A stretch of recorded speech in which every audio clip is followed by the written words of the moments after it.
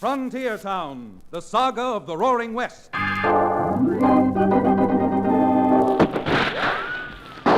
Frontier Town. El Paso, Cheyenne, Calgary, Tombstone. Frontier Town.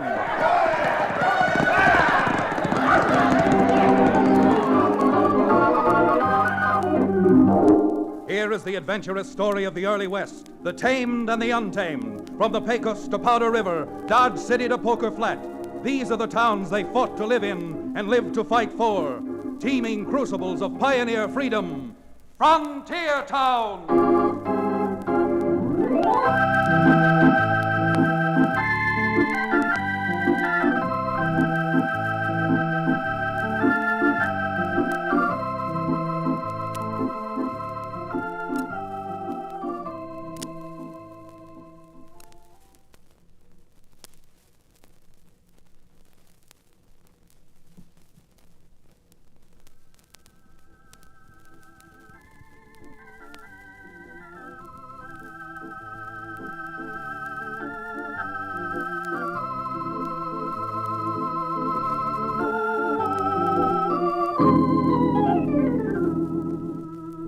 Not too far below the Continental Divide, and nested in the narrow valley between the Red and the White Rivers, lies the boisterous, brawling frontier town called Dos Rios. That's where I come from. And the little shingle hanging outside my office above the livery stable reads Chad Remington, attorney at law. Now that you know who I am, maybe you're thinking a saddle-stop lawyer leads a pretty dull and humdrum life. But don't you ever believe it. No, sir. With the few good folks we have and the few bad ones out my way, life is pretty raw most of the time. Well, just take what happened to me about a month ago. Cherokee O'Bannon, who owns the livery stable, now that he's reformed from peddling his rattlesnake oil, came hot-footing up the rickety wooden steps which lead to my office, a copy of our weekly newspaper clutched in his hands. Ted, just wait. Just wait here, my boy, to see this. Well, what have you got there, Cherokee? A new formula for a patent medicine that is absolutely guaranteed to cure bad livers, cold shivers, sore withers, and heaves? Nothing of the sort, nothing of the sort. Just read this, right here in this box on the front page. Okay, here, let me have it.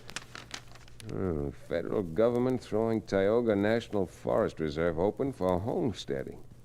Well, opening up the Tioga Reserve means turning over about 6,000 square miles for settlement. Absolutely correct. And if you know that territory, you'll be as excited as I am. Why, Chad, I believe that Tioga country is even richer than the Dos Rios Valley. Well, now, maybe I'm thinking a little slow this spring weather, but you're going to have to explain to me how it affects you. Chad, you know me well enough by this time to know that I'm not a mercenary man. Why, a dollar doesn't mean any more to me than... Then you're good right on. Than my good right? No, certainly not. The only real use I have for money is not for the real me, but for the other me, the drinking me. However, when I think of all the folks who are going to make that run into Tioga and settle there, it makes me realize they're going to need horses, and that a livery stable, getting in on the ground floor, should coin money, extended palm over closed digits. That's hand over fist to you.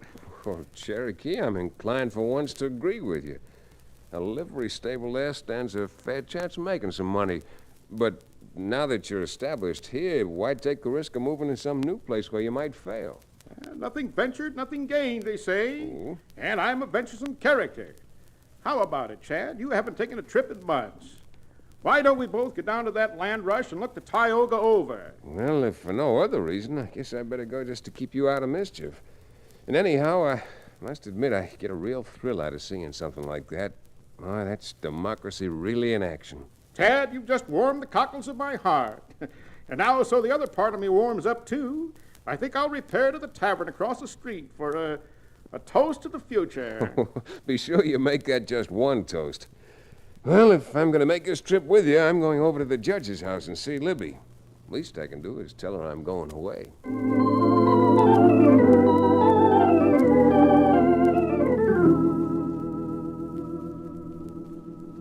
Shortly after sunrise, 2 mornings later, we crested the brow of the hill and looked down on one of the most satisfying sights man's eye has ever been privileged to see.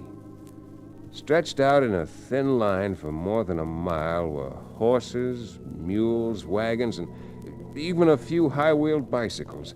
Anything and everything a man or a family could ride in which would take them into the race for a piece of that rich Tioga land. Even Cherokee was impressed. Chad, and this comes from my heart, this is the most inspiring sight I have ever seen. Oh, it certainly is. History's being made right before our eyes this morning. Can you explain to me exactly how this land rush works? Well, as best I understand it, to make sure that everyone has an equal chance, that no one gets in first and stakes out the choicest land, the government's put up a barrier. Yes, I see the barrier down there now. Well, then you can see all the cavalrymen down there policing the barrier. Well, in just about 10 minutes, if my watch happens to be right, a bugler's going to come out and blow boots and saddles. Boots and saddles, eh? Yep, to warn everybody to get ready to start. And then a few seconds later, an officer will trigger a rifle. And that shot will be the start of the greatest land rush in history. I never saw this many people all together at once, even when I was making a high pitch from the back of my medicine wagon. Men, women, children, dogs. Look at them all. Instead of looking at them, let's get down there with them before we miss the starting gun. Up there, fella, come on.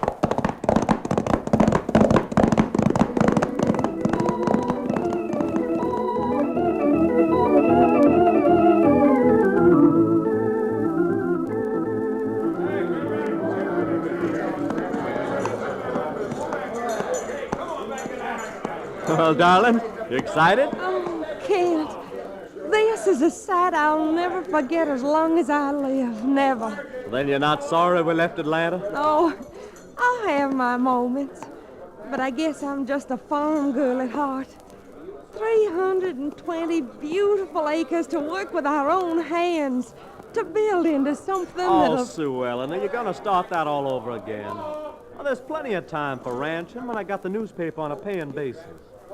Just think, the Tioga Weekly Sun. Kent Ramsey, if you're so much in love with printer's ink, we might just well as stay there. Oh, Sue Ellen, this is no time to start an argument.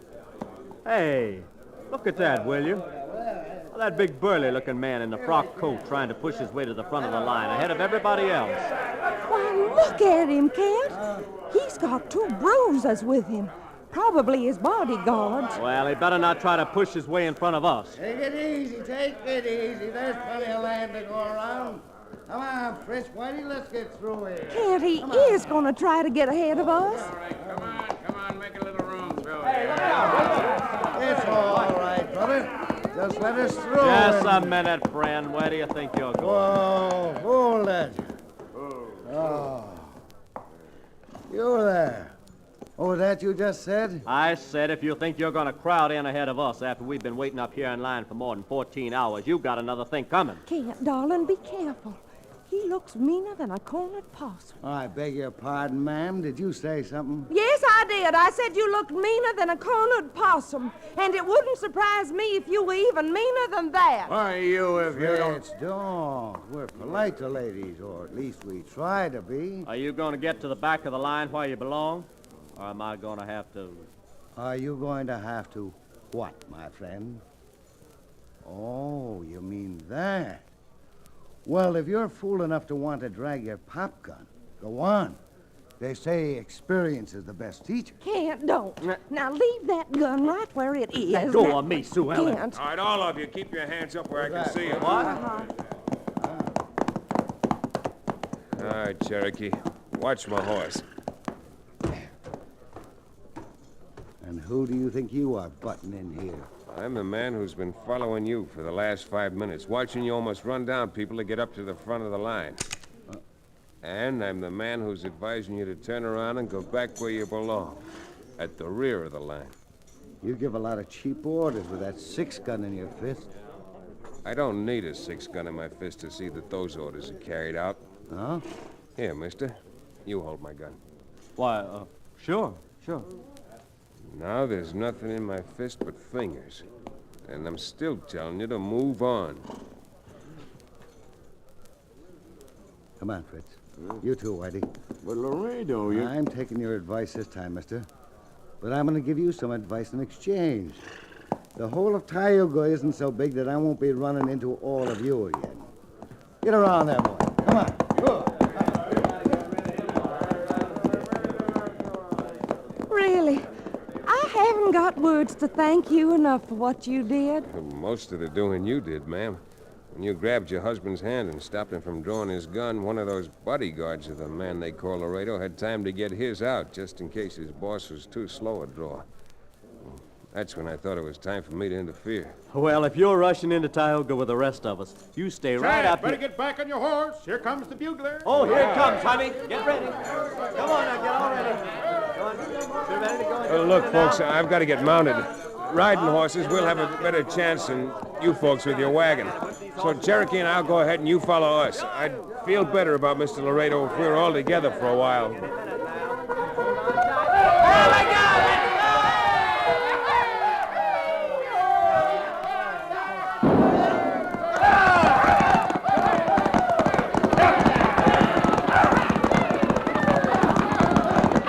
Come on, Cherokee, now's our chance. Let's go.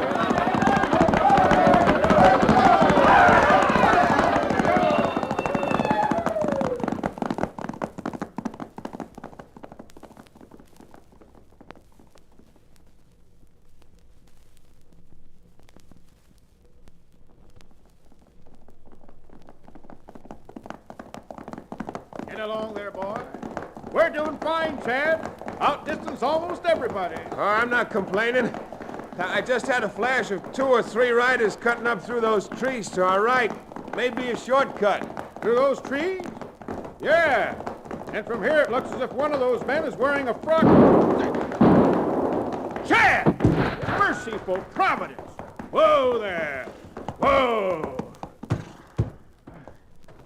Chad, are you all right? Chad, where did that slug hit you? Great gilded Gilhooly! What am I going to do now? Here I am in the middle of no place, and Chad Remington's been shot clean off his horse.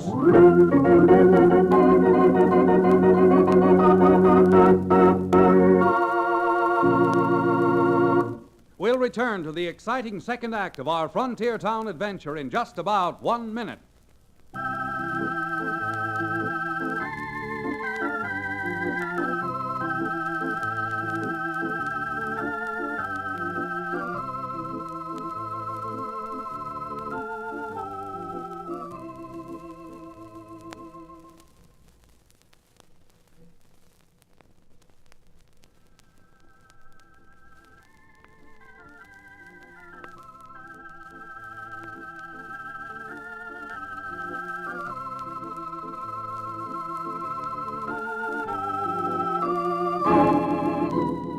And now, Frontier Town. Well, for a change, Cherokee had been right. I most certainly had been shot off my horse. A soft-nosed slug from a carbine hit my shoulder and spun me out of the saddle like a pinwheel. Fortunately, or unfortunately, depending on which end of the rifle you might have been, the wound is a little gory, but not too serious. After washing it and tying it up, we were able to continue. The greeting we'd gotten in the new territory thoroughly convinced Mr. O'Bannon that he didn't want to make his fortune in Tioga. But it was the man in the frock coat who answered to the name of Laredo that made me decide that I was going into Tioga Falls, the little settlement which had sprung up as a metropolis of the new region. So we sort of limped into town. Not finding anyone in the marshal's office, I decided the best place to look for my man was by checking at the office of the newspaper, the Tioga Weekly Sun.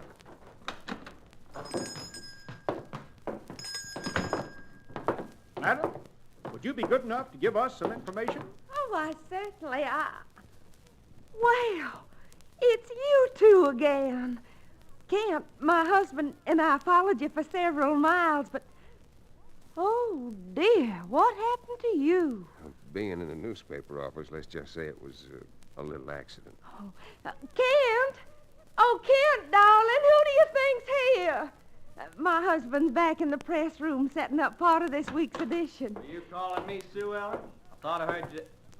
Hello! Am I glad to see you two again? Well, I don't say this from politeness. We're glad to see you and your wife alive. After what happened to Chad, we didn't know if they'd gotten you, too. If who all had gotten us? That gent we tangled with the other morning at the starting line. The one in the frock coat. Oh, you mean Loretta Jake Ellison? Laredo Jake Ellison, huh? How come you know his name? Oh, why, didn't you know? He's opened a bar, a hotel, and a gambling hall, and he's practically running this town already. Did you say a bar? Oh, now, Cherokee, you're incorrigible. Tell me, how'd you happen to open a newspaper office? From the looks of what you had in your wagon, I'd have thought you were going to get yourself a ranch. Now, you see, Kent, you even look out of place in a newspaper office. Well, gentlemen, it's a long story.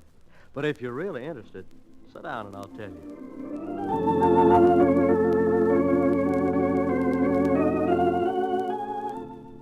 Well, with a little friendly bickering between Sue Ellen and Kent Ramsey, we learned their story. I must say I didn't wholly disagree with Kent. The young fella had real ambition, and a newspaper can be a very influential voice in guiding the destinies of a frontier country. I also learned that Laredo Jake, even in this short time, had almost everyone in and around Tioga Falls either bulldozed or buffaloed. Was starting to run the new town very much his own way. It was a wild little town, and I talked to a lot of people and found out nothing until about the third day when we were chewing the fat with Sue Ellen and Kent in their newspaper office. Well, Chad, what do you think Loretta Jake's going to think of this editorial? I don't think he's going to like it very much, Kent. But if I were you, and I'm not talking just as a lawyer, I'd take it a bit easy. After all, Chad's got more of an axe to grind as far as that crook's concerned. And he's just biding his time. Oh, you all argue with the man. Husband of mine or not, I seem to have no influence on him. Well, she's afraid she'll be a widow before she's really a bride. It's no laughing matter, Kent. When you're baiting a man like Laredo Jake Ellison, you're not out angling for catfish. You're going for shark. If you don't mind, Cherokee and I will sort of hang around your office tomorrow after the paper comes out and the gentleman in question has had the chance to read what you think of him.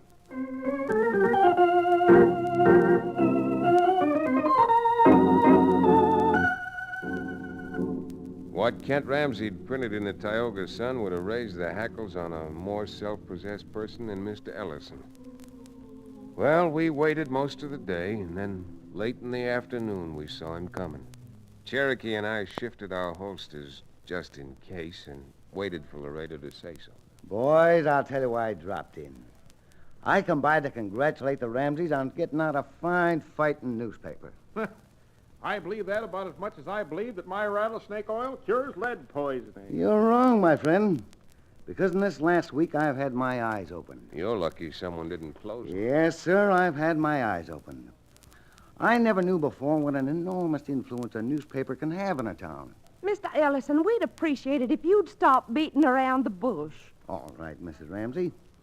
Since finding out how important a newspaper is, I've decided to make you an offer to buy you out. An offer I don't think you'll refuse.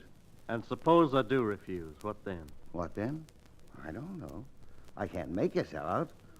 But I don't think you're going to turn down an offer of $10,000. Ellison, I wouldn't sell out to you for $30,000. You know, I've always heard that literary men didn't have good business heads, but I never believed it before. Well, there's no use wasting any more time. I'll just be bidding you a very pleasant good day. Well, how do you like that? Here I was sitting with my both fists cocked, all ready to go, and he talked so sweet butter wouldn't melt in his mouth. I'll bet you he's got something up his sleeve. So will I. Why, he's so persnickety mean, I wouldn't even throw him in a swamp to alligators. My word. At this rate, Chad, we could spend 6 months down here trying to find something on that galoot. Trying to find something on him. Well, I guess we might as well confess it. That little accident which put a bandage on my shoulder when I rode into town, I'm afraid was no accident at all. But had been planned by Tioga's leading citizen, the right dishonorable Jake Ellison. Chad hadn't been turned halfway around his saddle, he wouldn't be here to tell the story. Why, that vicious, sneaking, no good. Imagine, Kent. You know what I got a good mind to do, Chad? I got a mind to run that story of yours about Laredo right smack on the front page of my next edition. Nothing doing, Kent. Even as poor a lawyer as I am, I know we haven't got a case built against him yet. Case? Why, y'all just said he tried to kill you. We all just told you a little story. A story no one can prove. Well, then how you going to prove anything against a contemptible crook like that? By exercising a little patience. Now, for example, he wouldn't be so sure of himself that he'd come in here and offer to buy your paper if he didn't feel he had this town and this whole country right where he wanted it. So? So I'm expecting that life around Tioga isn't going to be as peaceful even as it has been. Now, there are too many gunslingers hanging around his cafe to be just waiting for Sunday to go to church, if we had a church. I'll make book on that and give you 6-2 and even. Not bad odds either. Suppose you're right, Chad. Well, then, I think we can take a leaf out of Laredo's book and play it smart ourselves. When you got a newspaper, mister, plus a little patience, it shouldn't be too hard to prove that the pen is mightier than the sword.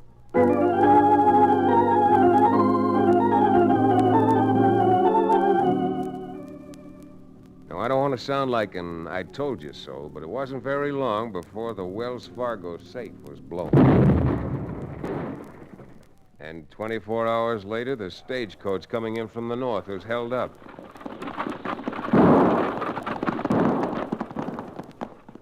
And then the very same night, 2 men who'd won at Faro never got home.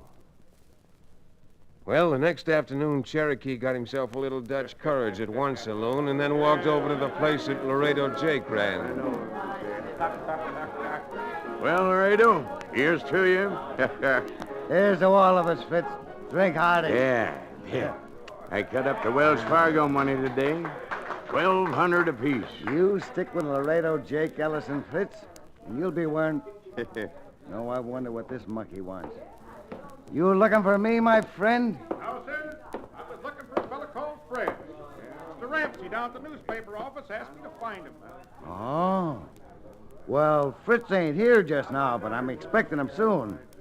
Tell Ramsey I'll give him his message and send him down. Thanks. Thanks very much. Sure to do it. What the blazes do you think they wanted me at the newspaper office? What do you think? Probably figuring to pull a double cross on me. Pump you. Why, he's loco. You go down there, Fritz. See what he wants. Huh?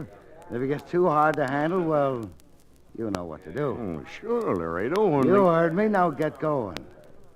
I can't wait to find out what this is all about.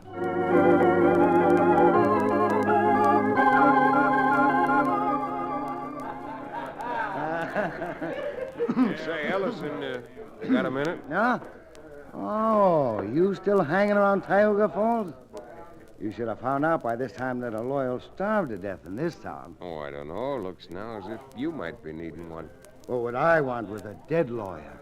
Dead lawyer? After the way you missed me that first day into Tioga?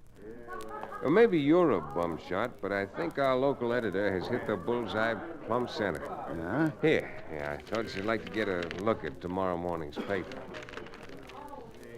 Why, that good-for-nothing Looks lying... pretty bad in print, doesn't it? Confederate's confession implicates cafe owner in robberies. Yeah, looks like you're all done, doesn't it, Laredo? Why do you think Ramsey sent for your friend Fritz? What are you trying to do? Scare me? Well, if you're not scared, why don't you walk down to the newspaper office and face Fritz? Deny these things right in front of him. Why, sure. Sure, I'll go with... You double-dealing liar. Hey, Fritz! Yeah. Fritz, come over here. And you, Mr. Lawyer, you stay right where you are. Laredo, that big galoot who come in here and said they wanted me at the newspaper office must have been crazy. I waited more than an hour, and that editor wasn't even... Did you tell Ramsey I engineered those raids? You out of your head. Why should I give you away? Oh, yes, Fritz. Why should you? If I were you, Remington, I'd shut up. But fortunately, you're not me, and I'm not you, because that gun-toter of yours said just enough in front of a few dozen people to put you in the calaboose. Hey, Marshal! Marshal! Are you sneaking low down? Drop that gun, Ellison! Miss me again, Laredo, but I'll see if I can make my aim a little better.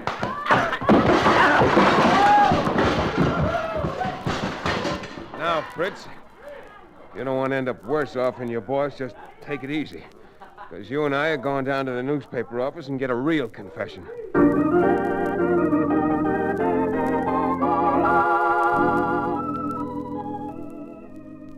Should have seen Chad. His arms like two windmills, his fists like two pile drivers.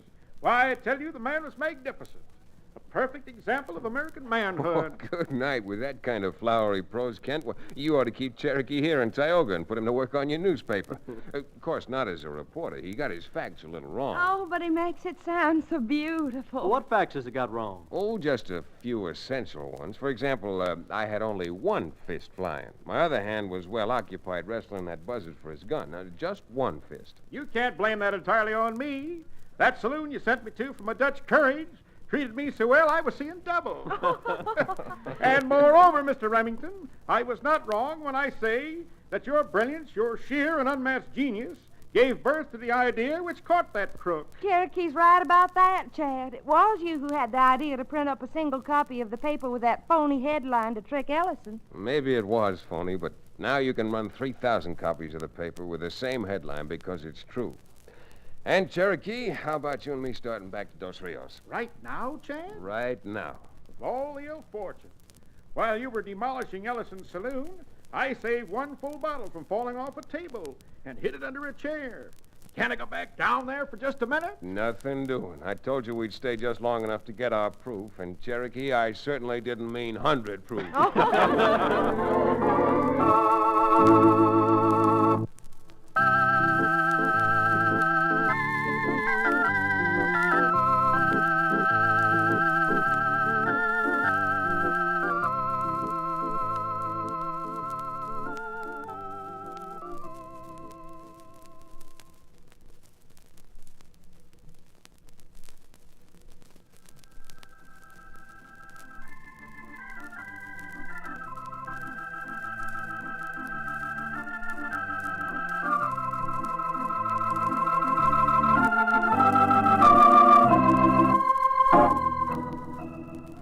Frontier Town, starring Tex Chandler, is a Bruce Ells production. Story and supervision by Joel Murcott. Direction by Paul Franklin. Music written and played by Ivan Ditmars.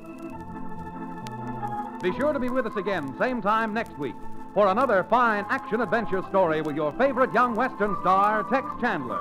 This is Bill Foreman telling you that Frontier Town came to you from Hollywood.